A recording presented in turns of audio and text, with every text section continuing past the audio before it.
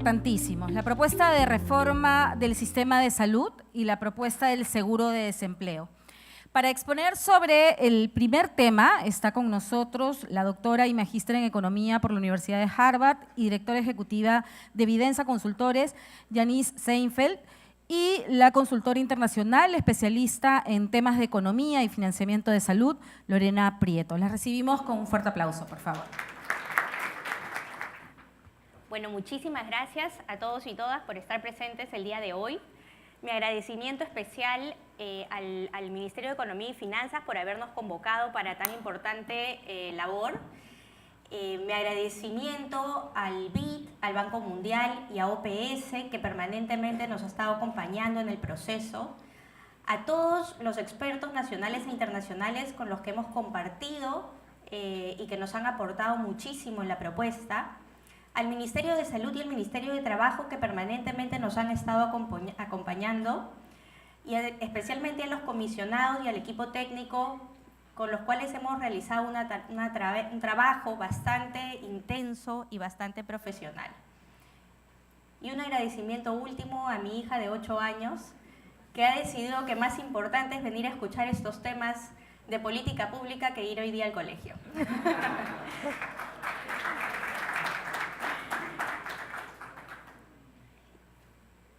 Perdón. La agenda del día de hoy, de esta presentación, es primero presentarles el objetivo de la comisión. ¿Se escucha bien? ¿Sí? ¿Me puedo mover?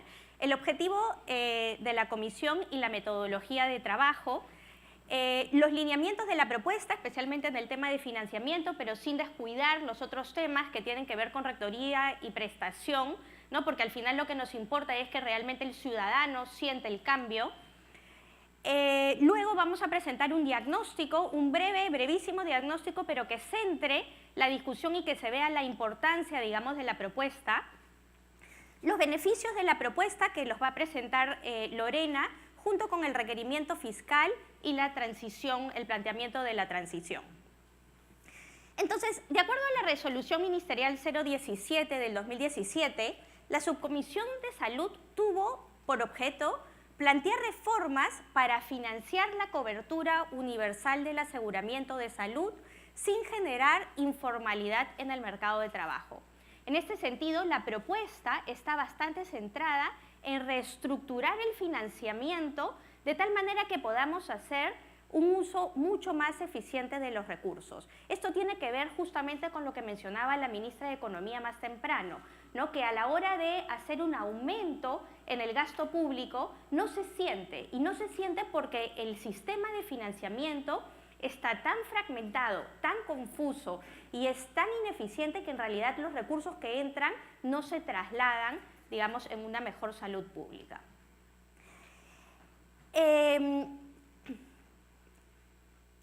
Rápidamente compartir con ustedes un poco la importancia de contar con un sistema de salud que brinde servicios de salud o una salud adecuada al menor costo posible. Y acá quiero hablar desde dos perspectivas, desde la perspectiva económica, ¿no es cierto?, que muestra que en realidad hay una relación positiva entre salud y crecimiento económico, ¿no? Y la causalidad va en ambas direcciones. Países que tienen mayores ingresos tienen mejores estados de salud. Pero a la vez la salud es un bien de capital productivo, generador de crecimiento económico, y por eso economistas renombrados como Mashkin o como Grossman dicen de que en realidad la salud es un generador importantísimo de capital humano. Entonces, desde el punto de vista económico, se justifica, digamos, una intervención estatal para tener un adecuado sistema de salud. Pero nosotros también estamos planteando un cambio de paradigma, ¿no? Y es considerar a la salud como un derecho.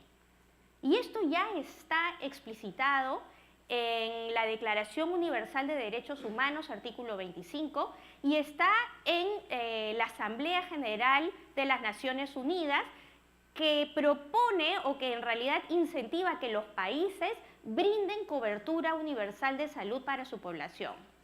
Y cuando hablamos de cobertura universal de salud, estamos hablando de tres ejes importantísimos, ¿no es cierto? La cobertura de la población, pero también la cobertura prestacional, es decir, más y mejores servicios, y la cobertura financiera, protección financiera para la población. Entonces, estas son las dos perspectivas que nos motivan, ¿no es cierto?, desde el punto de vista económico, pero también desde el punto de vista de derechos. En ese sentido, la metodología ha sido primero la preparación de un diagnóstico bastante exhaustivo del sistema para poder identificar y proponer justamente mejoras a los problemas del sistema de salud actual. Hemos hecho una revisión de experiencias internacionales, tanto de países de la región como de países de la OECD, para tener lecciones importantes y best practices, ¿no es cierto? Y acá en general lo que nos muestra en los países es que es fundamental un aumento garantizado del financiamiento público, pero que las condiciones tienen que estar dadas para que ese mayor financiamiento público se traslade en mejores servicios de salud. Y la otra gran lección, en general, digamos, de todos los países revisados, es que la integración del sistema contribuye a sentar las bases para una cobertura universal de salud, disminuyendo la inequidad y aumentando la eficiencia. Hemos hecho luego discusiones sobre distintas alternativas de reforma en el financiamiento y el desarrollo de la visión de largo plazo, ¿no es cierto?, considerando temas que son fundamentales, como una mejor rectoría del sector, un aumento garantizado del financiamiento público, la separación de funciones, ¿no es cierto?, que también es un tema fundamental, que el financiamiento esté en manos de una institución y la prestación en manos de otras instituciones, la adopción de un plan de beneficios, el fortalecimiento de la red primaria de atención y la creación de redes integradas de salud. Hemos luego hecho la estimación de los requerimientos financieros. En general, los países, se ve, digamos, en las reformas de los países que una reforma en el sector no es posible con un financiamiento público de menos del 6%. Lo que estamos intentando con esta propuesta es acercarnos a esa meta, ¿okay? El desarrollo de las alternativas de transición, somos conscientes que esto tiene que ser un proceso gradual, no solamente por el requerimiento financiero, sino también por el tema técnico. Necesitamos tener una oferta de calidad para cumplir los objetivos que estamos planteando, por ejemplo. Y finalmente, el desarrollo de los lineamientos generales para el resto del sistema. Entonces, en la propuesta del financiamiento, lo que queremos en realidad acá destacar es que lo que busca esta propuesta es un sistema de protección social en salud desde la perspectiva de eficiencia, de derechos y de equidad, que permita que los ciudadanos accedan a mejores y más servicios de salud, con protección financiera para disminuir el gasto de bolsillo y el gasto de los hogares, ¿no es cierto?, y que disminuye el riesgo de los hogares de empobrecimiento, y donde estamos construyendo sobre la base de lo que se ha venido ya construyendo en el país en las últimas décadas, es decir, los acuerdos nacionales, es decir, la Ley Marco de Aseguramiento Universal, es decir, los decretos legislativos del año 2013. Y la propuesta, tenemos tres ejes fundamentales en la propuesta. La primera es crear un asegurador único y universal, que nosotros estamos llamando el Fondo Único. Este Fondo Único va a permitir la separación de funciones, que es una tarea pendiente que no la hemos realizado, ¿no es cierto? Vamos a tener el financiamiento y la prestación de manera diferenciada. Este Fondo Único va a permitir que los riesgos de toda la población se mancomunen de la mejor manera posible, de la máxima, digamos, a una escala máxima, ¿no es cierto? Y eso, en realidad, la teoría económica nos dice más bien que es eficiente, ¿no es cierto? Porque estamos pudiendo mancomunar la mayor cantidad de riesgos. Y este Fondo Único va a impedir también que se discrimine a los aseguradores por riesgo. Es decir, nadie va a poder ser discriminado y todos van a tener al mismo asegurador. Este asegurador va a garantizar un plan de beneficios universal, que nosotros estamos planteando que sea el Plan Esencial de Aseguramiento en Salud, porque es un plan que ha sido elaborado en función de las prioridades sanitarias de la población, cubriendo el 65% de la carga de enfermedad. Eventualmente se podrá ampliar, pero por ahora es un plan de beneficios que permite, digamos, atender a la mayor carga de enfermedad del país.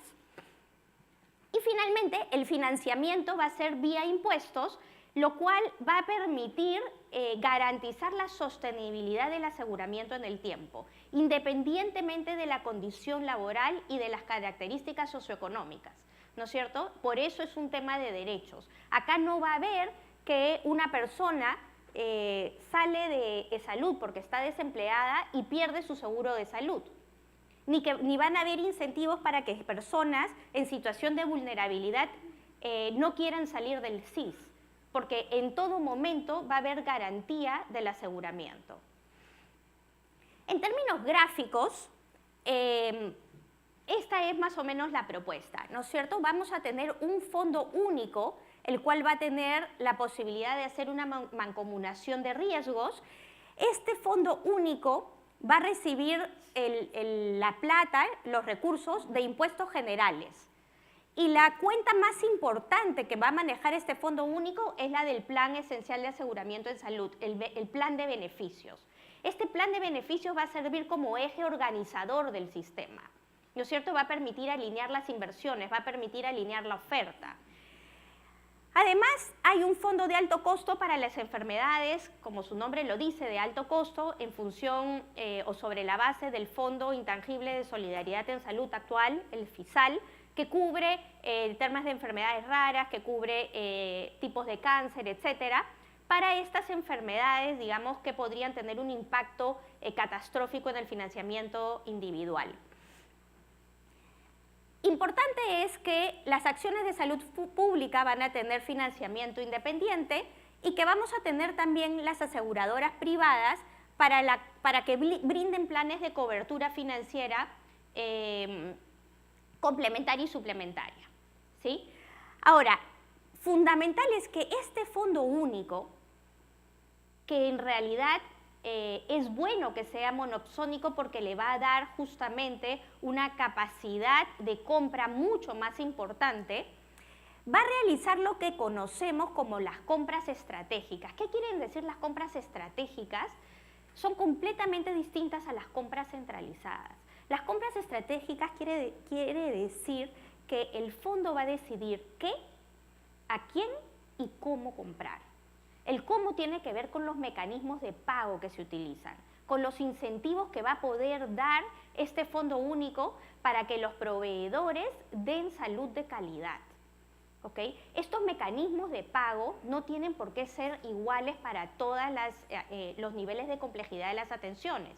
En el primer nivel de atención, por ejemplo, un pago capitado funciona muy bien. Eso no sucede en los hospitales. Pero en todos los casos se va a tener que tener contratos que establezcan los objetivos, las actividades, las responsabilidades y los incentivos. ¿Okay? Y lo que vamos a tener es que las compras estratégicas se van a hacer a las redes integradas, donde van a haber prestadores públicos, prestadores de salud y prestadores privados. Y acá la participación privada es fundamental, ¿no es cierto? Porque queremos que todos nos juntemos para tener redes que respondan a distintos niveles de complejidad de los tratamientos y de las enfermedades. ¿Okay? Entonces, en líneas generales, esta es la propuesta, toda la población cubierta con el plan de beneficios, digamos con el PEAS, a través del Fondo Único, que a la vez va también a actuar como un agente de los asegurados. Va a actuar como un agente de los asegurados, protegiendo también que la calidad de la atención sea la adecuada y que se le esté dando las atenciones que requiere. ¿Ok? Entonces, en la propuesta del financiamiento, clave aumentar gradualmente, pero de manera garantizada, el financiamiento para el PEAS. Esto va a permitir lograr una cobertura efectiva y salir del subfinanciamiento histórico no solamente en relación a otros países, como lo vamos a ver en un minuto, sino con nuestros compromisos con el país, con lo que hemos venido ofreciendo a todos los peruanos, ¿no es cierto? La segunda es que el flujo de financiamiento va a venir especialmente, primero y fuertemente a través del Fondo Único. Entonces, eso va a simplificar enormemente el flujo de financiamiento que tenemos en la actualidad. Y esto implica un cambio de lógica de financiamiento, porque lo que tenemos en estos momentos es que el sector público financia la salud a través de presupuestos históricos, es decir, cuántos se dieron en los años anteriores y esto se ajusta, ¿no es cierto?, para decir esto es lo que se va a dar en el presente año. Con el Fondo Único y con la propuesta que nosotros estamos haciendo, estamos planteando un cambio en la lógica. Lo que se va a necesitar financiar es el costo esperado del plan de beneficios, es decir, este plan de beneficios se debe de costear y se debe de financiar el costo esperado multiplicado por la cantidad de afiliados que vamos a tener en el sistema. En este caso, la propuesta es los más de 31 millones de peruanos. Entonces, lo que va a recibir el fondo, lo que va a recibir este fondo es justamente el costo esperado multiplicado por la cantidad de peruanos, ¿ok? Y finalmente, reconocer que la reforma debe de ser gradual. En otros países esta reforma del sector salud ha demorado 10, 15 años y lo que se hace es establecer en la ley los hitos más importantes. Eso es lo que nosotros estamos planteando, como les decía hace unos minutos, no solamente por temas financieros, sino también por temas técnicos.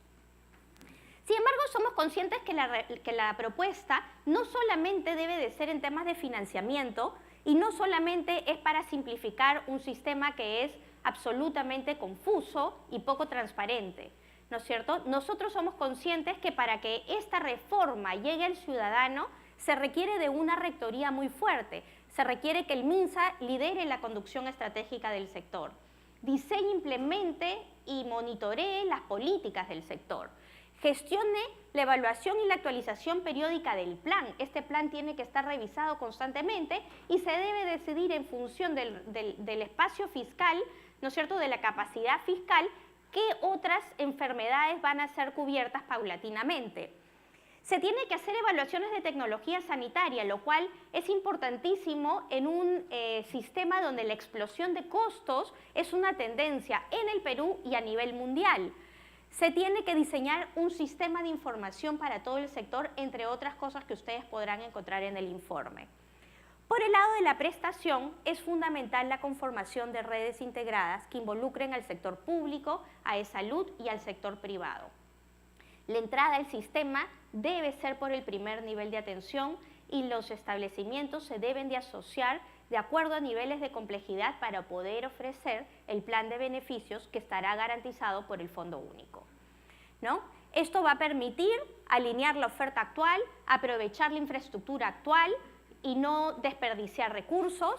Esto va a permitir mejorar la distribución y los incentivos de los recursos humanos y que no se compita permanentemente por el recurso humano, ¿no? Ahora podemos encontrar un establecimiento del gobierno regional, un establecimiento de salud y uno privado en una misma plaza y el recurso humano simplemente se traslada de un establecimiento al otro. Y esto va a permitir que se logren los estándares de calidad deseados. Ahora sí, ¿por qué esta reforma? ¿Qué es lo que pasa actualmente? Primero, el gasto público en salud es relativamente bajo a pesar del aumento de la participación del gasto público en el financiamiento en salud y del importante esfuerzo que está haciendo el MEF y el MINSA en estos momentos que han aumentado el presupuesto en salud, sigue siendo un presupuesto bastante bajo, ¿no? De 3.3%, incluyendo al MINSA, los gobiernos regionales y a e-salud. Esto comparado con los países de la OECD e incluso con países de América Latina es sumamente bajo. Tenemos el compromiso como país de ir aumentando el gasto público hasta llegar al 6% y ese es el planteamiento. Segundo, este gráfico nos resume qué es lo que pasa en el sistema de salud actual. ¿Ok?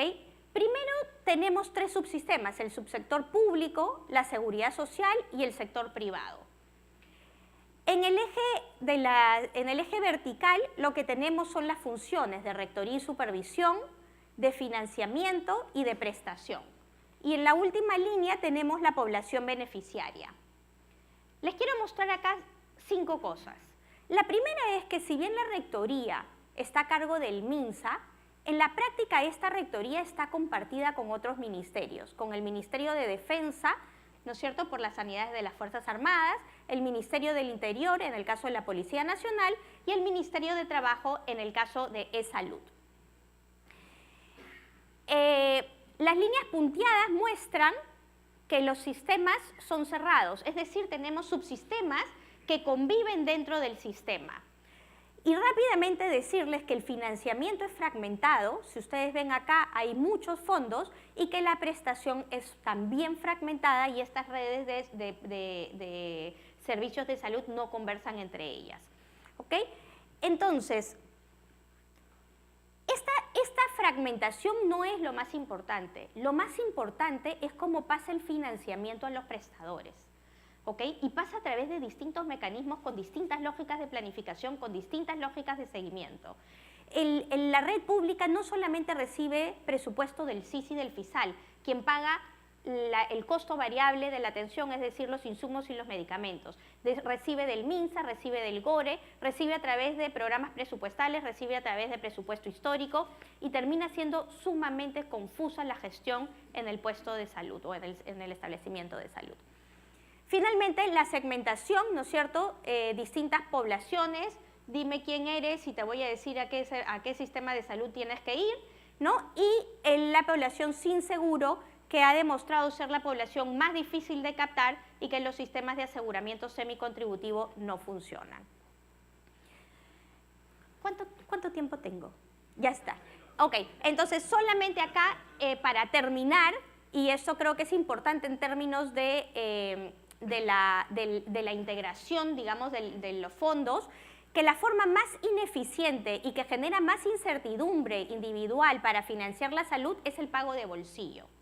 Y que la forma más eficiente son los fondos unitarios porque se genera esta mancomunación del riesgo. Y lo que tenemos en el Perú es en realidad un sistema que está a este nivel, de pagos de bolsillo, de aseguramiento privado y de fondos de riesgo fragmentados.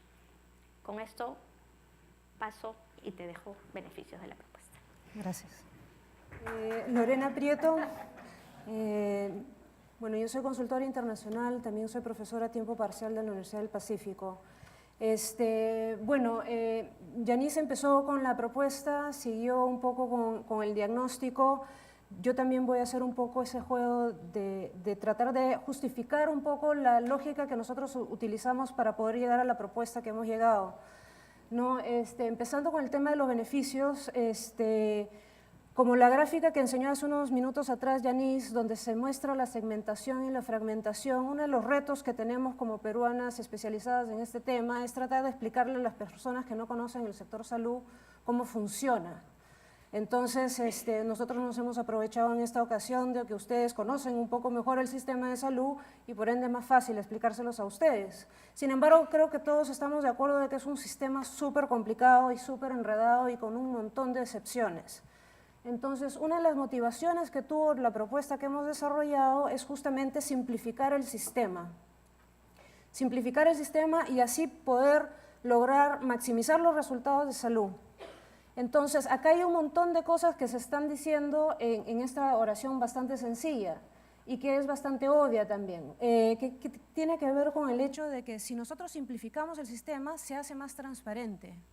Si nosotros simplificamos el sistema, hay más claridad y la persona puede justamente hacer valer su derecho, que también lo mencionó Yanis antes, su derecho a la salud.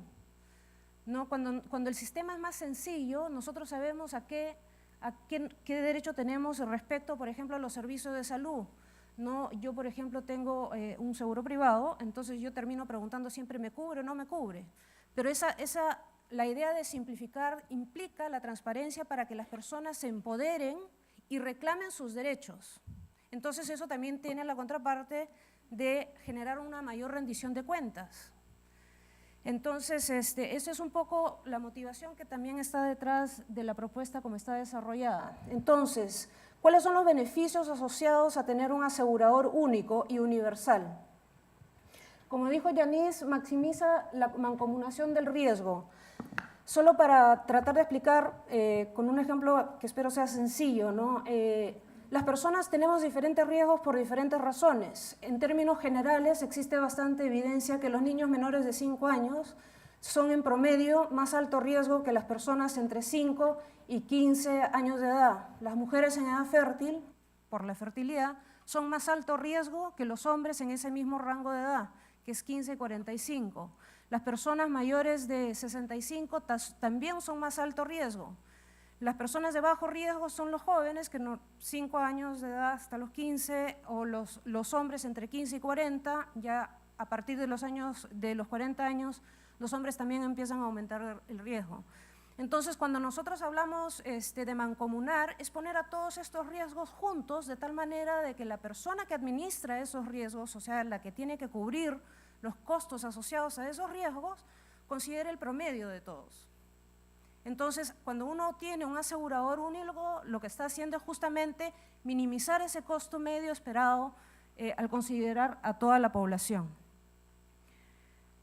El segundo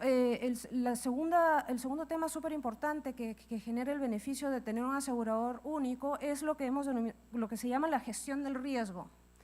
Gestionar el riesgo es una cosa complicada cuando se habla de la salud de las personas. O sea, estamos hablando de un asegurador que va a ser, para las personas que conocen la agente principal, el asegurador va a ser agente de las personas en el sentido de que va a velar por sus intereses. Uno de los grandes retos que tiene el sector salud es lo que nosotros denominamos la simetría de la información.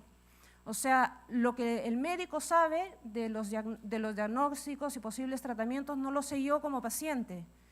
Entonces, se genera una diferencia de información y yo tengo que, entre comillas, entender lo que me está diciendo el médico, y ahí puede entrar como agente el asegurador, en el sentido de que mejorar y controlar y regular, no necesariamente en contra del proveedor, sino que de la mano con el proveedor para mejorar la atención de salud a las personas. Entonces, gestionar el riesgo implica eso, un poco adelantarse a los riesgos que se vienen. Por ejemplo, cuando uno va creciendo año a año, entra la mujer en edad fértil y eso tiene riesgos asociados. Eso implica atenciones promocionales, atenciones preventivas que se tienen que hacer, pero no basta ya, o sea, ya no estamos en una etapa donde basta con informar. Lo que nosotros queremos es que efectivamente se haga el seguimiento para que tomen las medidas preventivas y promocionales necesarias para disminuir el riesgo. Porque muchos de los problemas que tenemos hoy, de una u otra manera, son prevenibles. El otro tema que también mencionó Yanis es lo de las compras estratégicas, que es también una cosa que mejoraría la eficiencia del sistema. Y acá hay que recordar, ¿no?, cómo está funcionando el sistema hoy. Una persona que hoy tiene salud, tiene cobertura financiera completa dentro de los prestadores de salud. Hay un sistema de intercambio prestacional con algunos proveedores públicos, pero digamos que todavía está bien pequeño y no ha logrado ampliarse. Entonces, cuando uno tiene seguro privado, va a prestadores privados. Cuando uno tiene el seguro público, que en este caso se llama el seguro integral de salud, uno va a prestadores públicos. Entonces, lo que hacemos con un asegurador único es que decimos ya, acá el asegurador único compra al que tenga el servicio que se necesita comprar para esa zona, para esa población. Entonces ya no considera solo a los públicos, solo a los privados, solo a la salud, considera todo lo que hay. Entonces ya ahí hay una implicancia importante respecto a que quizás no necesitamos invertir tanto, porque ya hay algo ahí. O sea, yo he tenido la experiencia de irme a región, me voy a la plaza principal del pueblo donde estoy y me encuentro con un hospital del Ministerio de Salud, un hospital de salud al otro lado de la plaza y los consultorios privados al otro lado de la plaza y las farmacias en el otro lado que queda de la plaza. Entonces, eso no tiene mucho sentido porque es la misma población y además generalmente es el mismo médico el que se pasea por los 3 prestadores y tampoco tiene sentido. Entonces, El tema de la compra estratégica implica comprarle a todos. También implica, como mencionó Yanis, los mecanismos de pago. Existen formas de asignar los recursos de una manera que generen los incentivos que nosotros queremos como población para poder maximizar los resultados de salud. Entonces, cuando nosotros hablamos de eficiencia, no estamos hablando necesariamente del costo mínimo, estamos hablando de lograr el resultado que la población quiere con los recursos que hay. Esa es la eficiencia asignativa que estamos buscando. Entonces, eso es otro de los ejes centrales de tener un asegurador único. Entonces, ¿no está avanzando? Ahí está. Desde el punto de vista ya más contable, por así decirlo, reduce el gasto administrativo. No existen estudios muy claros o que hayan hecho a través de todo el sector para medir el gasto administrativo, pero se conoce uno que en salud ha medido que el gasto administrativo es aproximadamente el 36% de su presupuesto. O sea, por cada sol que entra de salud, 36 céntimos va solo a la administración, no va a la prestación de salud. Esto lo voy a profundizar en la siguiente lámina. Y finalmente, desde un punto de vista de solidaridad y de equidad, tener un asegurador para todos rompe el esquema de segmentación que mencionó Yanis, dime quién eres y yo te digo en qué sistema te corresponde ir, mejorando eso sustancialmente. Los otros beneficios están asociados a garantizar el plan de beneficios universal que hemos denominado, que es el plan esencial de aseguramiento en salud. Y acá quiero enfatizar la palabra de garantizar. No es llegar y pasar una norma o pasar una ley y decir, ya, este es el plan esencial y chao. Garantizar implica una responsabilidad de parte del Estado de que efectivamente se entreguen las prestaciones y los beneficios que están cubiertos por el plan. Eso implica, en parte, pero no totalmente, financiarlo. Y eso lo vamos a ver un poco más adelante también. El plan esencial de aseguramiento de salud debe tomarse no como que solo se va a cubrir esto, sino que es parte de cómo se debería organizar el sistema, a cuáles son las prioridades o las necesidades prioritarias que tiene el país alrededor de las prestaciones, porque el Plan Esencial de Aseguramiento de Salud, el PEAS, está diseñado en base a la carga de enfermedad de la población. Entonces, hay otras prestaciones que no están acá cubiertas por el PEAS, que también se van a seguir entregando, pero no se van a estar garantizando porque el eje organizador va a ser el PEAS.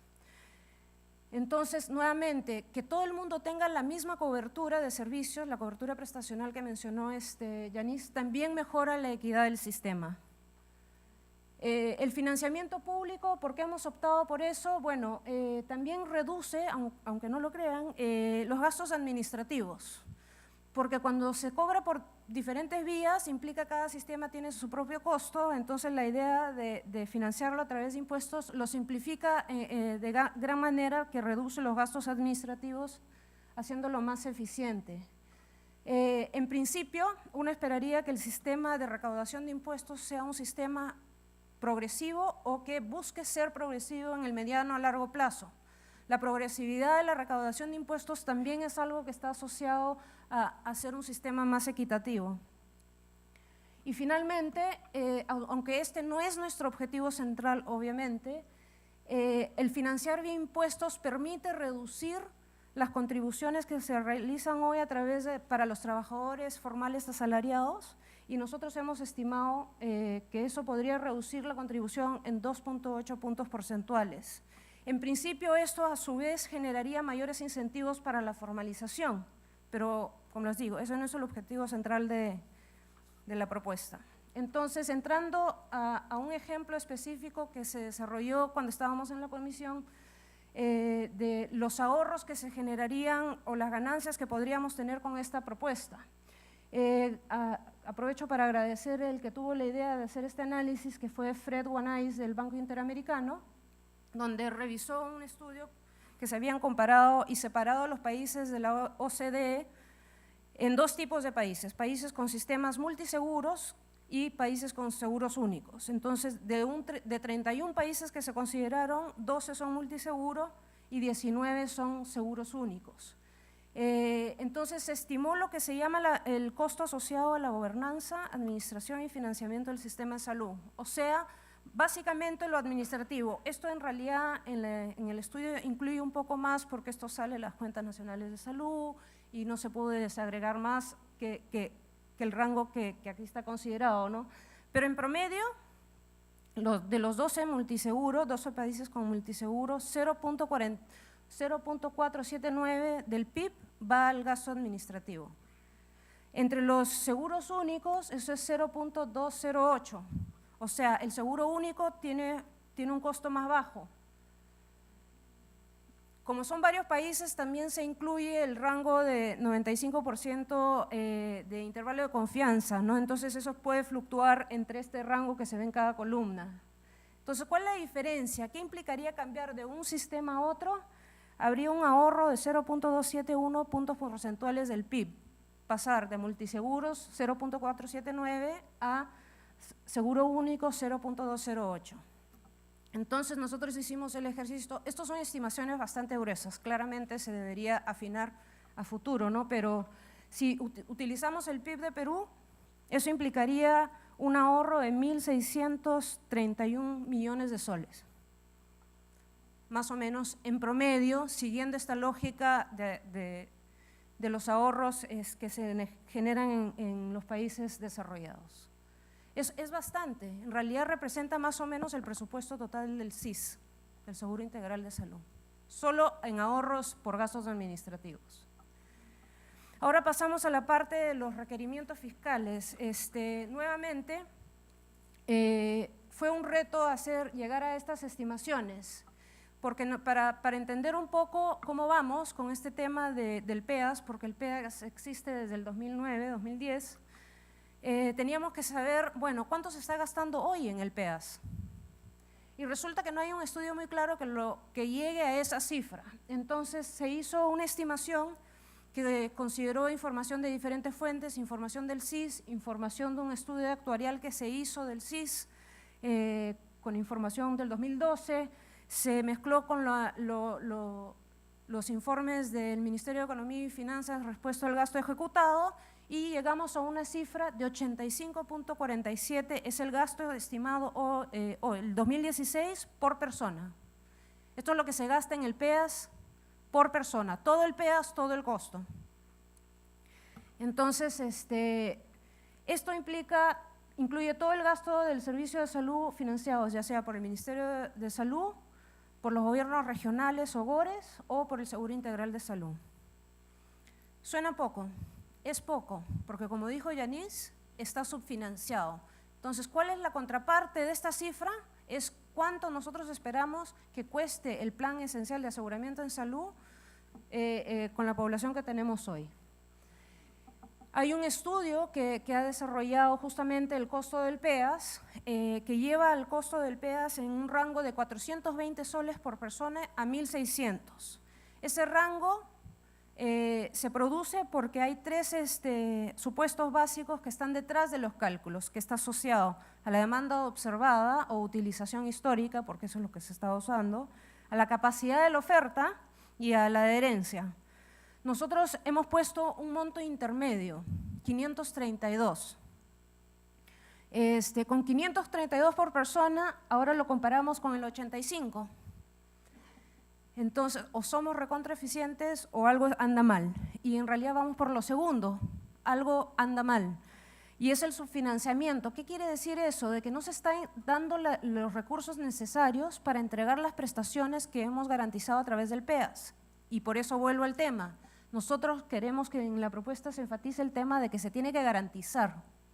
O sea, si se dice el PEAS es lo que tiene que administrar el fondo único, entonces se le tiene que dar 532 por persona, punto. Y ese fondo único administra ese monto para toda la población. Solo para que tengan una idea, el 532 incluye todo el PEAS, que incluye lo que se denomina dentro del PEAS la población sana, que tiene que ver con las prestaciones promocionales y preventivas. De los 532, aproximadamente el 133 soles por persona van a esa parte. O sea, el 25% del presupuesto está asignado a lo que es prevención y promoción, justamente para reducir los riesgos a futuro de otros problemas de salud. Entonces, volviendo al tema de la visión de largo plazo que hemos planteado, un asegurador único, ¿no?, con un plan de beneficios único para todos, en el largo plazo ese plan debería crecer. Entonces, en ese sentido, ese es el punto de llegada al que hemos considerado para la propuesta de la Comisión de Protección Social. Para llegar a eso hemos definido hitos clave, acá los voy a poner en una lista, pero no son primero uno y después el otro, algunos son en paralelo, esto obviamente se presta a que se discuta y se llegue a algún tipo de acuerdo, ¿no? Pero el primero es la creación del fondo. Crear el fondo no es suficiente, hay que preparar la institucionalidad. No, el fondo está pensado con la lógica de que cuando empiece a funcionar, o sea, a asegurar a las personas, funcione con todos estos esquemas de compra estratégica, gestión del riesgo. Eso implica una inversión fuerte en la capacitación, en la negociación del fondo con los prestadores, en fin. No es llegar y hacer una norma y ya se creó. No, hay una etapa de generación de capacidades para el fondo para que empiece a funcionar, que es la preparación de la institucionalidad y preparación de la gestión. Entonces, una vez que esas dos cosas están listas con el fondo, después está la etapa de inicio de cobertura a la población. Otro hito que es clave es que hoy tenemos una población que no tiene ningún subsistema que le corresponda. No es pobre, no le corresponde el SIS, no es trabajador formal asalariado, no le corresponde salud, no tiene suficientes recursos como para tener un seguro privado, entonces queda en la nada, un poco en el vacío. Esas personas sin seguro es un hito que nos parece súper importante porque al lograr ese hito se logra la cobertura universal poblacional. Quizás no efectiva, pero sí la poblacional que estamos buscando. Después está la cobertura de la población de salud. Y esta población se hace importante porque hoy tiene un tipo de cobertura que está asociada a la contribución que se realiza. Entonces, como el Fondo Único se financia vía impuestos, el hito de cubrir a las personas que tienen hoy salud implica reducir esa contribución. ¿Qué tan rápido se reduce? También es una cosa que hay que conversar. En principio, lo mejor sería que se reduzca en un solo momento en el tiempo para no generar una escalera en el tiempo, no, mañana ya no es 9, sino es 8 y después 7, sino que en un solo momento cambiarlo para no generar mucha incertidumbre en el mercado. Eso, nuevamente, es una cosa por discutir. Nosotros, como hemos comentado, nosotros hemos estimado con el costo del PEAS actual que la reducción de la contribución del 9% podría llegar a 6.2%. El otro hito importante es la progresión del financiamiento del PEAS. Como les enseñé en la lámina anterior, gastar 85 cuando en realidad cuesta 532 tiene una implicancia súper importante en la calidad de la atención que están recibiendo las personas. Entonces nosotros necesitamos financiar lo que corresponde, porque desde la perspectiva de la población, si uno dice, ya yo tengo el SIS, pero no me están atendiendo, ¿de quién es la culpa? Dicen del SIS, pero el SIS después dice, no, pero es que el MEF no me ha dado la plata. Entonces siempre hay alguien que tuvo la culpa, pero nadie se hace responsable. Entonces acá la idea es, nuevamente, transparentar y hacer al responsable de financiar el PEAS efectivamente responsable. Y el otro hito es la creación del Fondo de Alto Costo, que es un fondo especial con problemas de salud que están asociados a prestaciones de salud que son muy costosas. Entonces, entremos a tratar de dimensionar este esfuerzo que estamos planteando. En el eje horizontal tenemos diferentes escenarios, todo esto es con el presupuesto 2016, y en el eje vertical tenemos lo que vamos a representar en relación al Producto Interno Bruto, al PIB. En azul se representa lo que se gasta de impuestos y en verde se representa lo que son las contribuciones en salud. Hoy 0.22 puntos porcentuales del PIB se gasta en el PEAS, hoy 2016, y 0.45 se gasta de salud para financiar el PEAS. Esto es solo PEAS, solo el plan esencial. Entonces también hubo una estimación de cuánto gasta de salud en el PEAS y llegamos a una cifra de 269, o sea, también está subfinanciado. Ya estoy terminando. Si ampliamos, en un primer ejercicio, si ampliamos la cobertura poblacional con este gasto que tenemos per cápita actual de 85 soles, a los que hoy no tienen seguro, llegamos a un aumento en el gasto por impuestos de 0.22 a 0.27, lo que no suena mucho y no lo es. O sea, no es tan caro llegar a las personas que hoy no tienen ningún tipo de aseguramiento. Si nosotros consideramos eliminar las contribuciones para los afiliados de salud, eso costaría 0.71 puntos porcentuales del PIB. Acá no está contemplado los posibles incentivos que se generen de que al bajar la contribución aumente la formalización. No hay una elasticidad de demanda ahí que no hemos considerado porque no teníamos toda esa información. Financiar el PEAS a toda la población con el costo actuarialmente justo de 532 implica 2.55 puntos porcentuales del PIB al año 2016. Ahí sí suena bastante. ¿Por qué? Porque hemos estado con un sistema súper subfinanciado hasta la fecha. Ahora les voy a presentar en unas gráficas un poco la transición como la hemos pensado, ¿no? Hemos visto dos alternativas dentro del informe, acá les voy a presentar la que nos parece la más razonable. Entonces tenemos nuevamente en azul impuestos, en verde salud, tenemos ahora la cobertura poblacional en el eje horizontal y el gasto per cápita en el eje vertical. Ahí está el 85 y los 269 que gasta hoy es salud. Esta es la situación actual. Hay un espacio entre los dos porque hay una población que no tiene seguro.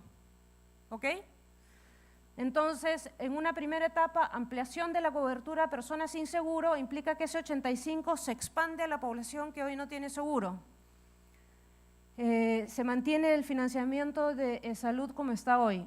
En una siguiente etapa, se cubre parcialmente a las personas que hoy están en salud con impuestos. Eso implica que ya ahora el 85 soles por persona va a toda la población. Eso quiere decir que aún se mantiene un financiamiento del PEAS a través de contribuciones de 184 por persona. Y finalmente, bueno, de la tercera etapa, perdón, es empezar a financiar todo lo que es el PEAS en salud con impuestos, ¿ok? Eso implica que sí va a haber un gasto diferenciado entre población formal asalariada y no formal asalariada.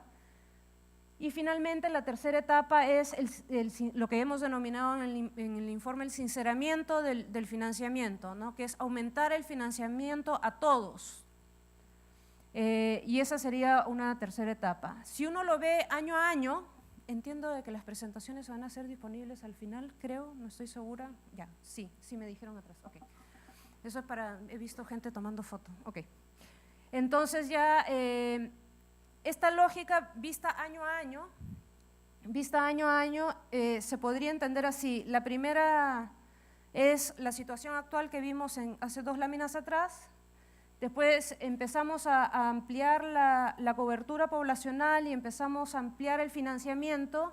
Esto está planteado para que el año 2030 se llegue al financiamiento sincerado del PEAS, ¿no? Pero acá, por ejemplo, en el año 2018 se amplía la cobertura de las personas que hoy no tienen seguro. Acá implícitamente estamos hablando de que también va a ocurrir la creación del fondo, pero generando su institucionalidad y capacidades de gestión. Entonces esta ampliación de cobertura sería con el SIS. El 2019 ya se empieza a ampliar la cobertura a las personas de salud, después la ampliación para cubrir todo el PEAS a través de impuestos de las personas de salud, y luego aumentar el financiamiento después los siguientes años hasta lograr sincerar el financiamiento. Entonces, eso es un poco para que tengan una visión de cuánto costaría año a año. Me quedan dos láminas y esto es más o menos cortito.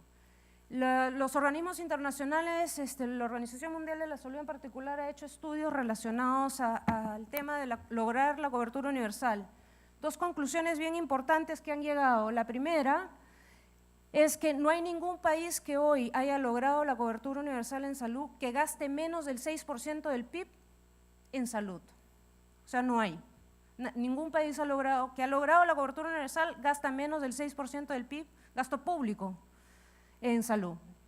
Y lo otro es que para evitar que los hogares enfrenten los riesgos de salud, el gasto de bolsillo de salud no puede exceder el 20% del gasto total de salud. Entonces, nosotros queremos estar por sobre el 6% que está en el eje horizontal y por debajo del 20% que está en el eje vertical. Entonces, ¿cómo estamos? O sea, queremos estar en esa zona roja. ¿Cómo estamos? 95 estamos como con 2 puntos porcentuales y algo, no veo bien. Y 40% del gasto total era gasto de bolsillo. Y acá se ve un poco la evolución con el IPO del 2010 que aumentó el gasto de bolsillo. 2014 hemos logrado movernos hacia el cuadrante que deberíamos estar. Lo que esta propuesta está haciendo es justamente empujarnos hacia el lado de aumentar el gasto público. Y nosotros no hemos podido medir obviamente el impacto que podría tener en el gasto de bolsillo, pero la idea es que se mueva hacia abajo, o sea que efectivamente nos movamos en la diagonal hacia abajo, que es el objetivo que nos hemos comprometido. Y acá quiero recordar, el Acuerdo Nacional establece que había un compromiso para aumentar el gasto en salud en el Perú, a llegar al promedio de América Latina y el Caribe. Nosotros como país también hemos firmado el compromiso con la Organización Panamericana de la Salud y la Organización Mundial de la Salud de seguir haciendo esfuerzos para llegar al 6% del gasto público en salud como porcentaje del PIB. O sea, todo esto está en líneas con otros planteamientos que hemos hecho como país. Ahí está, los 2 puntos son América Latina y el Caribe, solo para que tengan una idea de por dónde vamos. Entonces, ya para finalizar, queríamos resaltar, bueno, ¿qué pasa si no hacemos nada? No, vamos a mantener un sistema segmentado donde vamos a seguir teniendo a una población que no tiene acceso a ningún tipo de aseguramiento, personas que terminan financiando su salud a través del gasto de bolsillo, y el gasto de bolsillo es la forma más ineficiente y más inequitativa de financiar el gasto. ¿Por qué? Porque depende de cuánta plata tenga la persona. Entonces, si yo soy una persona pobre, que no tengo acceso al SIS, termino no buscando la atención porque no tengo lo suficiente para acceder al servicio. Y si no busco esa atención en el momento que ocurre, empeora mi situación de salud y al final entro por emergencia, entro por urgencia y la situación se hace mucho más cara y siendo esa evitable. Por otro lado, también en esos mismos estudios que hizo la Organización Mundial de la Salud, se estimó que en promedio, en ese momento, en el año 2010, 30% del gasto total en salud se pierde en ineficiencias. Yo les había comentado que en el caso de salud se estimó en 36%. Con una revisión de otros países en el mundo, la OMS llegó a que en promedio era 30% del gasto total en salud, que es bastante. Yo ya mencioné el gasto de bolsillo, que en el caso peruano mucho del gasto de bolsillo va a la automedicación. Y bueno, y otra cosa que también hemos revisado es que salud siempre tiene el reto de que no logra recibir todos los recursos necesarios para financiar lo que cubre, y ahí parte del reto que tiene salud es que cubre todo, o sea, todas las prestaciones, menos unas excepciones menores, y todo el costo de la prestación. Entonces, el déficit que tiene salud al año es más o menos 500 millones de soles. Sin mencionar el detalle, ¿no?, de que los que le deben plata de salud resultan ser justamente el sector público, y ahí también hay una cosa un poquito particular de nuestro país. Bueno, quiero reiterar los agradecimientos a todo el apoyo que recibimos del equipo técnico, incluyendo Álvaro Monge, Vilma Montañez, que la vi por ahí, Juan Carlos, que debe estar por ahí, a Malva, que también la he visto por ahí, del Banco Mundial, a Cristel Vermers del Banco Mundial, a Camilo Sí de OPS, a Amalia del Riego también de OPS, Gustavo Vargas también de OPS, por todo el apoyo para justamente generar una discusión técnica de alto nivel para poder llegar a esta propuesta que hemos desarrollado. Y bueno, creo que estamos disponibles para discutirlo un poco más en otros foros. Y sin más, les agradezco el tiempo. Gracias. Invitamos a los integrantes de nuestro siguiente panel, el economista de la Universidad Pacífico, Pablo Lavado, al señor Eduardo Morón, de la Asociación de Prestadoras de Salud APSEC, y Leoni Roca, de la Asociación de Entidades Prestadoras de Salud EPS. Los recibimos, por favor, con un fuerte aplauso. Y estará como moderador también el periodista de Canal N, Sebastián Salazar.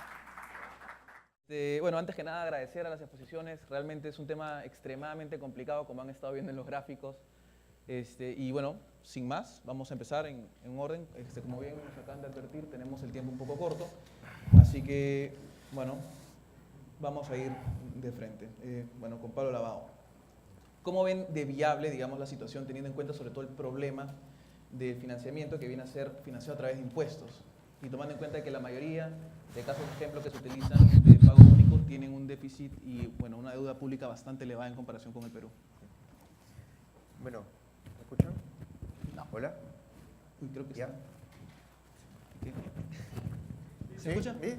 Ok. Muchas gracias por la invitación para comentar el informe final de la Comisión de Protección Social, en particular el informe de salud. Felicito a Yanis y a Lorena y a todo el equipo que elaboró este documento. Me parece que recoge las opiniones que se han estado discutiendo no solamente a nivel nacional, sino también a nivel internacional acerca de lo que queremos llegar como país y en particular el aseguramiento universal, ¿no? En ese sentido, pues han propuesto lo del Fondo Único y han planteado esta transición en el esquema de financiamiento de esta propuesta, ¿no? Ya en varias oportunidades hemos conversado con Yanis personalmente, así que voy a entrar a los comentarios acerca de la propuesta. Yo creo que la propuesta falla en plantear o en poner los supuestos que descansan detrás de lo que uno quiere llegar, ¿no? Y en particular no se presentan o sustentan bien los supuestos acerca de la sostenibilidad fiscal de cómo llegar a este 2.55 puntos porcentuales adicionales que se requieren, ¿no? Vía impuestos, pero vía impuestos viviendo en un país en donde la presión tributaria es súper baja en comparación a los ejemplos que ellas han puesto en la propuesta, y un país en donde la informalidad es del 73% y que también curiosamente es un tanto diferente a los ejemplos que han puesto en la propuesta. Entonces, esta propuesta yo la veo más una propuesta de largo plazo bajo unos supuestos macroeconómicos que ya no van a depender tanto del sector salud, sino del país en general. Y detrás de este financiamiento, detrás de estos 16.000 millones aproximadamente que proponen adicionales, me parece que es un número subestimado en el sentido de que el PEAS en el que se está evaluando la propuesta es un PEAS desactualizado y que, dada la experiencia que hemos podido tener en el sector, nadie conoce los costos del sector salud, ¿no? Ni siquiera el Ministerio de Salud no conoce los costos. Yo he estado en el ministerio, no conocemos. Se tiene que hacer un esfuerzo tremendo por transparentar estos costos. Hay un nivel de ineficiencia altísimo y efectivamente, pues, tratar de plantear una propuesta sobre la base de algo que se ha hecho anteriormente y que no tenemos conocimiento exacto hoy en día va a ser muy difícil. Y además estos 532 no toma en cuenta, como bien decía Lorena, hay que aumentar algunos parámetros y en esos parámetros hay que aumentar la oferta disponible. Esto quiere decir que el aumento de la oferta también hay que dimensionarla en el largo plazo y habría que adicionarlo a los 16.000 millones de soles que están planteando. Estos 16.000 millones tenderían a cubrir más o menos un 60% de la demanda, de acuerdo con el informe, entonces no serían los 31 millones de peruanos los que estarían cubiertos, sino que efectivamente estarían cubiertos el 60%. Bueno, esto falta discutir. Y lo otro es qué hacer hoy en día, ¿no? ¿Qué hacer hoy en día para llegar a ese punto de un fondo único? Y una de las cosas que el Ministerio de Salud ha estado impulsando en los últimos meses y que sigue impulsando actualmente es el desarrollo y el fortalecimiento del intercambio prestacional.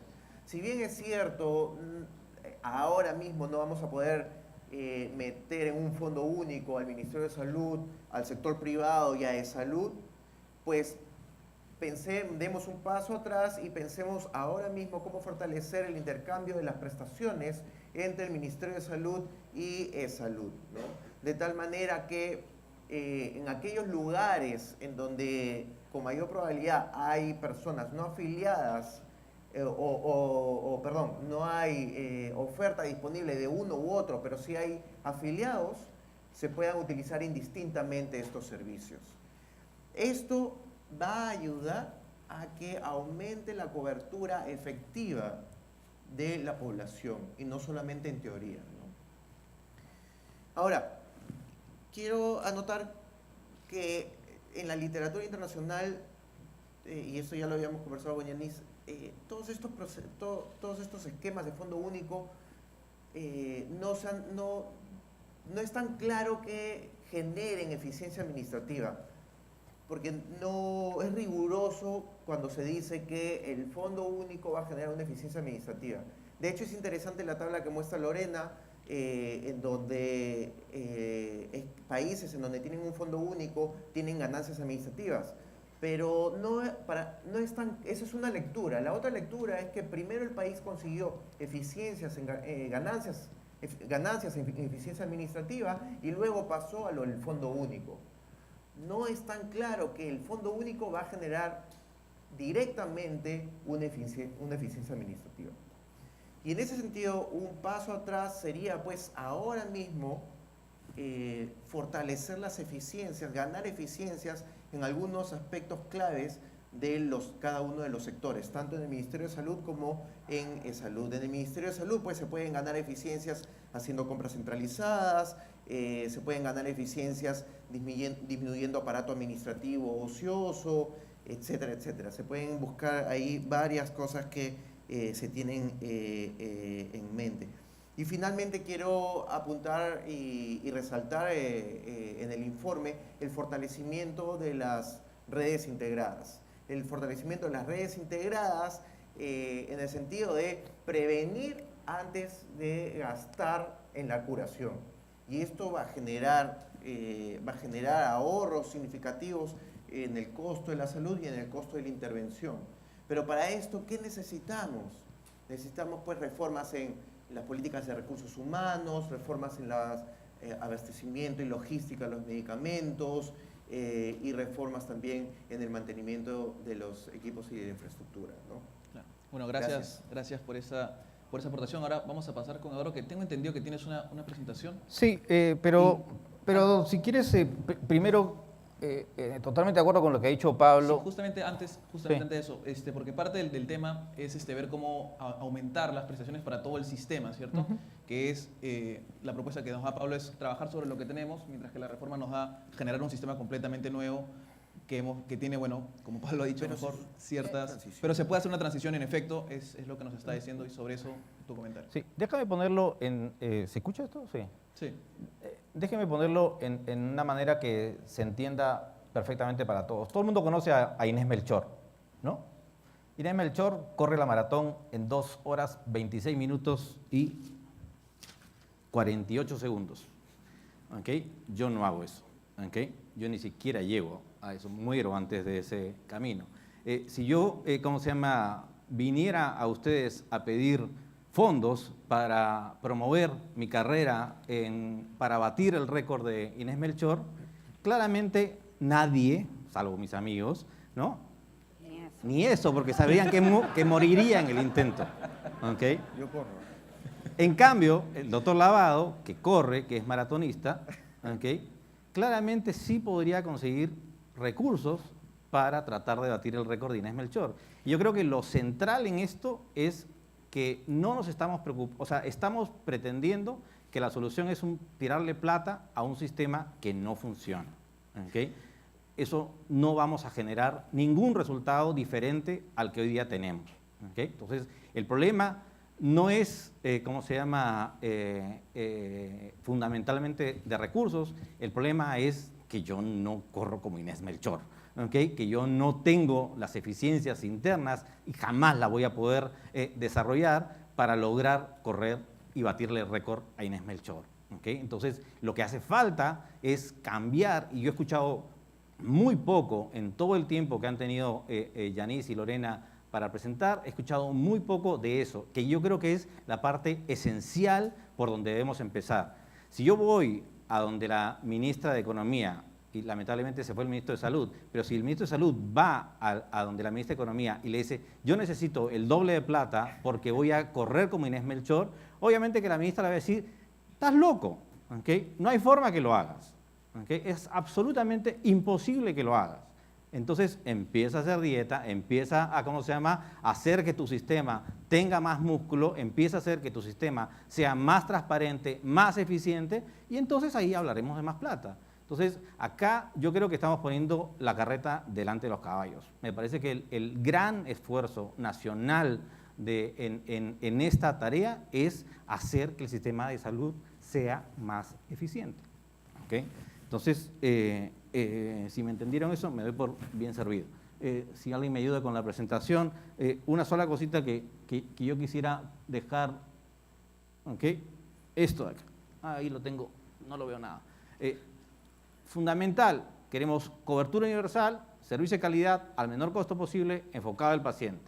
Y por eso digo, lo más importante de esto no es plata, es gestión, es gobernanza, es auditoría y control de gestión. Esas son las grandes tareas que necesitamos hacer hoy, no en el 2035 en que realmente tengamos los ingresos fiscales de un país OECD. Hoy nos dicen, hoy día el Perú gasta 3% de una recaudación de 14%, los países de OECD gastan 8%, pero tienen una recaudación de más de 30%. ¿Okay? Entonces, claro, si la doctora Cooper tuviera 30% de PBI en su cartera, ¿okay? Seguramente que nos daría un poco más a este sector, pero no lo tiene y no lo va a tener en los siguientes 20 años. Entonces, es imposible empezar por esa discusión, por una discusión de plata. ¿Okay? Esta es la única lámina que quiero mostrarles. ¿Okay? Insisto, no es plata, es gestión. ¿Okay? Lo que necesitamos es, y eso se dice en el informe, necesitamos separar financiamiento, prestación, necesitamos claridad y transparencia en el gasto. Pablo, que ha estado en el ministerio, reconoce que no saben ni siquiera cuáles son los gastos, los costos. Entonces es importante, o sea, realmente es increíble pretender cambiar un sistema sin ni siquiera saber cuánto cuesta administrarlo. ¿Okay? Ni siquiera sabemos eso. Entonces estamos abriendo el capó de un motor y estamos tratando de sacar piezas y ni siquiera sabemos cómo funciona ese sistema. ¿Okay? Yo creo que no se trata de fusionar sistemas, sino integrarlos, articularlos para cumplir mejor esos objetivos de mayor cobertura, mejor servicio y menor costo. Hay que cambiar incentivos. A mí me suena la presentación de la propuesta tremendamente de pizarra, ¿okay? Funciona en la pizarra, pero los incentivos son brutales, son tan importantes en el diseño de los sistemas como la plata. Y lo que realmente hay que cambiar acá son los incentivos. Hoy día los incentivos están para que los recursos que llegan se desvíen, y se desvíen a donde no corresponde que terminen, ¿okay? A manos privadas, a manos de algunos, ¿okay? Y claro, después van a decir, oye, tengo muy poca plata en el balde y al costado estoy haciéndole un hueco más grande. ¿Okay? Entonces, ese es el problema. ¿Okay? Yo creo que el modelo tiene que estar centrado en el ciudadano, que cada vez que migra su estatus laboral de dependiente a independiente, de formal a informal, no se ponga en riesgo la atención de salud ni tampoco su presupuesto. Me quedo ahí. Gracias. Bueno, pasamos entonces con Leoni. A ver, ¿cuáles son las apreciaciones que hemos tenido una postura harto crítica. A ver, yo voy a ser un poco más optimista. Primero, creo que es una buena noticia que se empiece a hablar de la salud y de la salud pública. Estos debates, cuando yo entré a la industria de seguros hace 6 años, nadie hablaba de salud. Era una preocupación de los aseguradores, de las EPS, y la prestación privada hacía lo que podía, y realmente no había una discusión pública de salud. En los últimos años empezamos a notar que hay debate público, hay entrevistas, este esfuerzo que han llevado a cabo la Comisión, y Yanis y Lorena, hay que felicitarlo en ese sentido. Es un gran éxito que estemos hablando de estos temas, ¿ya? Y para que tengan una idea de lo lejos que estamos de lo deseable, hay que entender que en salud tenemos lo que se llama el CIE, el Código Internacional de Enfermedades. Es un libro que tiene las 11.000 enfermedades, es como un diccionario de las enfermedades. Bueno, resulta ser que cada enfermedad debería tener, como cuando uno compra cualquier cosa, unos términos de referencia, ¿no es cierto? Eso se llaman las guías, los protocolos, en fin.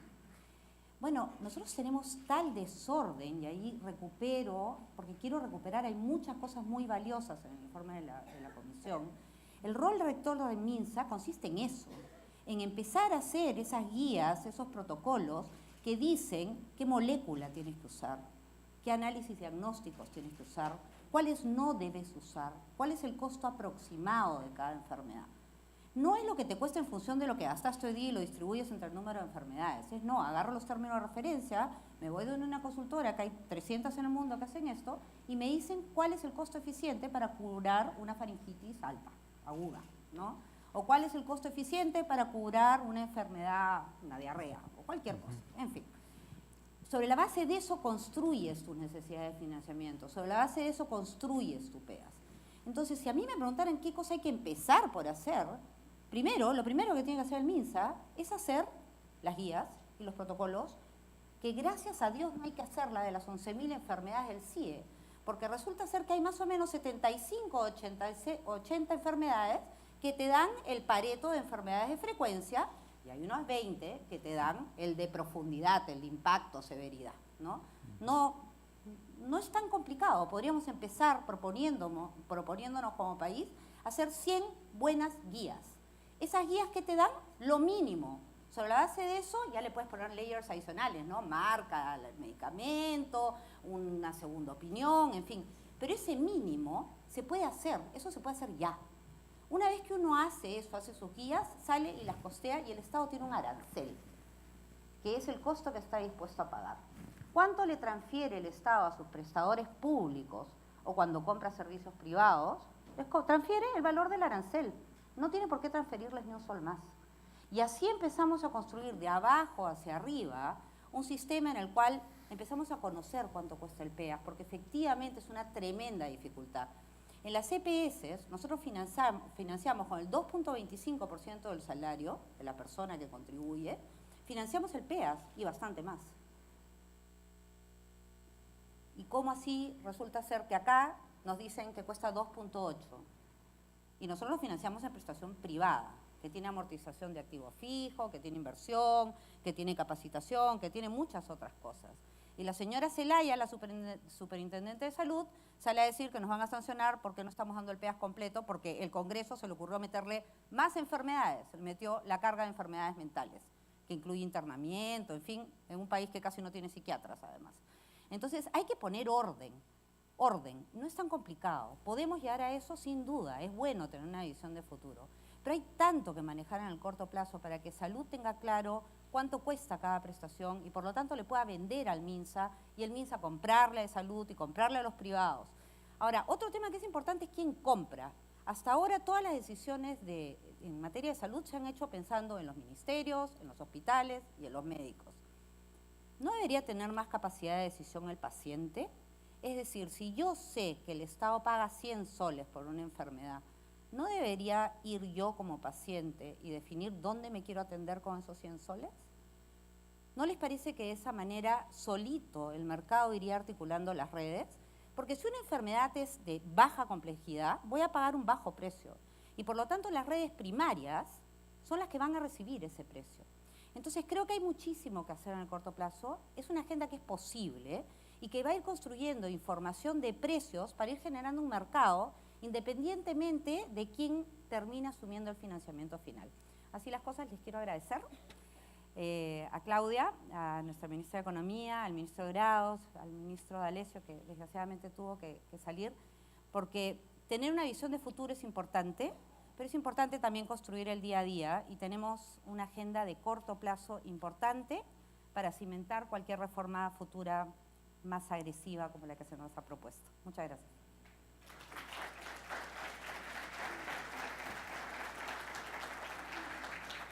Bueno, falta una ronda relámpago, digámoslo así, un poco más veloz en cualquier caso. Y yo tengo, digamos, una cuestión, y es que en general estamos viendo que el Perú está envejeciendo bastante. Y a un ritmo que, bueno, se conoce porque es lo que está pasando en Europa en general. Bajo esa perspectiva, tenemos una alternativa que ha sido propuesta ahora y la situación actual con mejoras y eficiencias. ¿De qué manera podríamos, de alguna manera, solventar mejor este fenómeno que va a ocurrir de todas maneras? Bueno, ¿quién habla, el mayor? Bueno, en realidad es cierto que la población está envejeciendo, pero todavía no estamos a niveles de Europa, ¿no?